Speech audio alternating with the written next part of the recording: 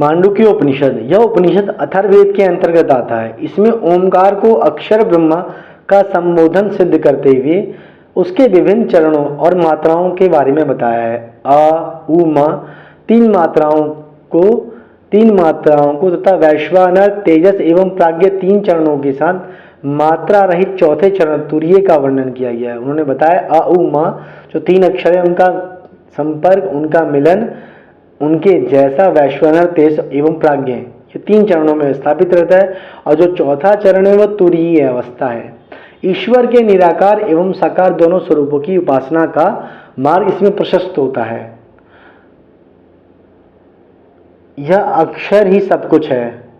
यह जो कुछ भूत, भविष्यत और वर्तमान है वह उसी की व्याख्या है। इसलिए यह सब ओमकार ही है। इन तीनों कालों से अन्य जो भी तत्व है वह भी ओमकार है। यह सब ब्रह्म ही है। यह आत्मा ही ब्रह्म है। यह आत्मा चार पादों वाले अंशों का है। जागृत अवस्था जिसकी अभिव्यक्ति का स्थान है, जो वही प्रज्ञ बाह्य विषयों से संबंध 7 अंगों वाला है। धूलोक, सिर, सूर्य, नेत्र, वायु, प्राण, आकाश, देह, अन्न, जल, स्थान और पृथ्वी चरण तथा 19 मुखों वाला, 10 इंद्रियां, 5 वायु और मन, बुद्धि, अहंकार, चित्त, 4 अंतःकरण या 19 जिसके मुख के समान अर्थात उपलब्धि के द्वार हैं और जो स्थूल विश्वों का भोगता है, ऐसा वह वैश्वानर यह संपूर्ण विश्व ईश्वर का पहला पाद है। स्वप्न जिसका स्थान है तथा जो अंत प्रज्ञा 7 अंगों वाला, 19 मुखों वाला और सूक्ष्म विषयों का भोगता है, वह तेजस का दूसरा पाद है। इस अवस्था में सोया हुआ व्यक्ति किसी भोग की इच्छा नहीं करता और ना कोई स्वप्न ही देखता है, उसे सुषुप्ति कहते हैं। वह सुषुप्ति जिसका स्थान है तथा जो एकाग्र चित्र वाला ज्ञान स्वरूप है एवं आनंदमय है और जो आनंद का भोगता है और चेतना रूप मुख वाला है, वह प्राज्ञ ही तीसरा पाद है।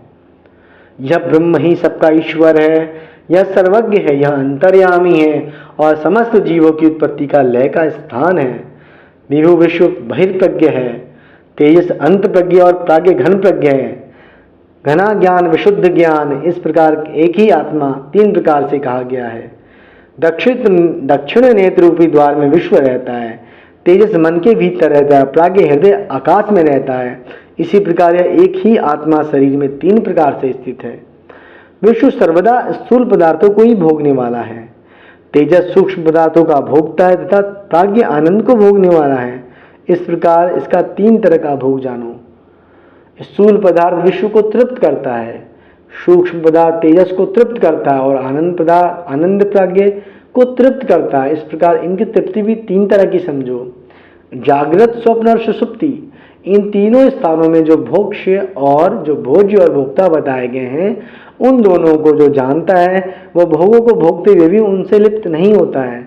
जो आंतरिक प्रज्ञा वाला नहीं, जो बाह्य प्रज्ञा वाला नहीं, जो स्वयं उभय प्रज्ञा है, आंतरिक एवं बाह्य प्रज्ञा दोनों वाला भी नहीं है, जो ज्ञान पुंज नहीं है, जो ज्ञान रूप नहीं है, जो अज्ञान रूप भी नहीं है, जो ज्ञानेन्द्रिय गम नहीं है, जो कर्मेंद्रिय गम नहीं है, जो क्रिया रहित और जो प्रतीकों से भिन्न है, जो चिंतन की सीमाओं से परे, जो कथन की सीमा से परे, जो एकमात्र अनुभव गम्य है, जो संपूर्ण प्रपंचों का विलय स्थान है, जो शांत स्वरूप है, जो कल्याण रूप है, जो अद्वैत रूप है, वही ब्रह्म का चतुर्थ चरण है, वही आत्मा है, वही तुरीय, वही जानने योग्य है।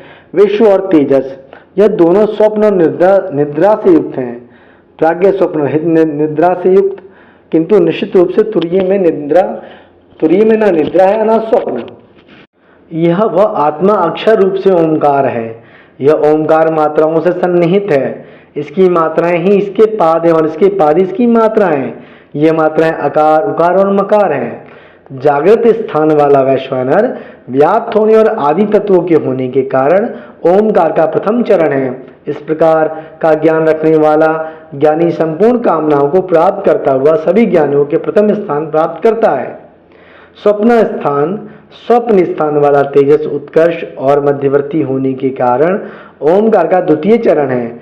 इस प्रकार का ज्ञान रखने वाला पुरुष ज्ञान का उत्कर्ष करता हुआ समान भाव से निमग्न रहता हुआ उसके कुल में ब्रह्म को जानने वाला कोई नहीं रहता। सुषुप्ति स्थान वाला प्राज्ञ विश्व का मापक, विश्व की परिसीमा और प्रलय वाला होने से ओंकार का तुरीय चरण है। इस प्रकार का ज्ञान रखने वाला यानी संपूर्ण विश्व का यथार्थ स्वरूप जानता हुआ इन सबको स्वयं में लय करने वाला है। मात्रा रहित ओंकार क्रिया से रहित है। जगत के प्रपंचों का समन करने वाला कल्याणमय यह द्वैत है। यही ब्रह्म का चतुर्थ चरण है। यह तुरीय है। यह ओम प्रकार ओंकार आत्मा है। इस प्रकार ओंकार आत्मा ही है। जो इस प्रकार का ज्ञान रखता है वह आत्मज्ञानी ज्ञान के द्वारा आत्मा को ज्ञान में प्रविष्ट करता है।